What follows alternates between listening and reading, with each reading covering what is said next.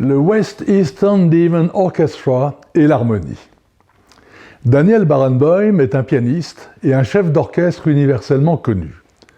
Né en Argentine, sa carrière musicale, commencée très tôt, à l'âge de 7 ans, l'amène à s'installer successivement dans nombre de capitales mondiales.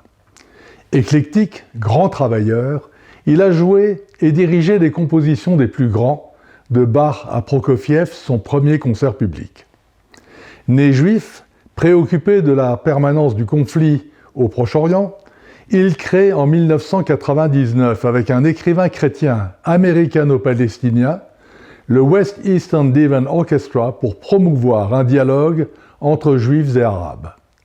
Cet orchestre réunit chaque été, pour des répétitions suivies d'une tournée mondiale, 80 jeunes musiciens d'Israël, de Palestine occupée et d'États arabes voisins. Il veut ainsi prouver que ce qui unit les hommes, en l'occurrence la musique, est bien supérieur aux différents idéologies qui les divisent. Comment procède-t-il pour faire cohabiter deux cultures, deux religions, deux foi, campées depuis des siècles sur leur certitude et leur antagonisme? La réponse est justement qu'il ne cherche pas à les concilier, mais au contraire, qu'il les encourage à cultiver leurs différences et à les respecter. En ne cherchant pas à se convaincre les uns les autres, mais à accepter qu'ils soient différents, ils peuvent accomplir quelque chose ensemble. Daniel Barenboim montre ainsi tout son talent dans la conduite des femmes et des hommes, celui qui distingue les grands leaders. Au sein des entreprises, la donne est la même. Si vous voulez diriger les meilleurs, vous vous heurterez à leur personnalité. C'est un dilemme bien connu. Même Google s'y est intéressé. Dans une étude appelée Projet Aristote, plusieurs centaines de ces équipes ont été analysées pour déterminer quels étaient les facteurs qui permettaient à certaines de réussir, tandis que d'autres échouaient.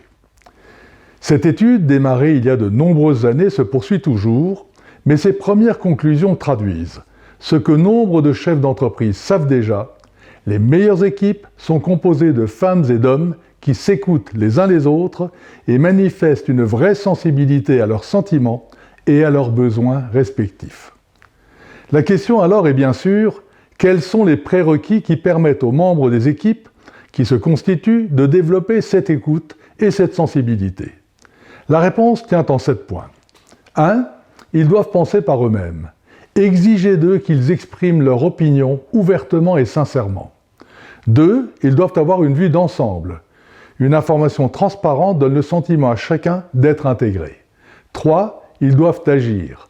Permettez-leur de prendre leurs responsabilités individuellement ou collectivement. 4. Ils doivent interagir. Un leader fait en sorte que les membres de ses équipes se parlent entre eux. C'est en dynamitant les organisations en silo que vous y arriverez. 5. Ils doivent s'exprimer sans retenue. Au cours des réunions d'équipe, moins vous parlerez. Et plus vous les laisserez s'exprimer, mieux ce sera. 6. Ils doivent échouer. Les erreurs sont formatrices, laissez-les faire leurs faux pas. 7. Ils doivent diriger. C'est peut-être le plus difficile pour vous. Laissez la conduite des affaires aux membres de votre équipe, vous pourrez alors consacrer l'essentiel de votre temps à l'avenir et à la réflexion stratégique, au lieu de gérer au jour le jour, car, comme le disait Peter Drucker, il n'y a rien de plus inutile que de faire avec efficacité quelque chose qui n'a pas du tout à être fait. À bientôt.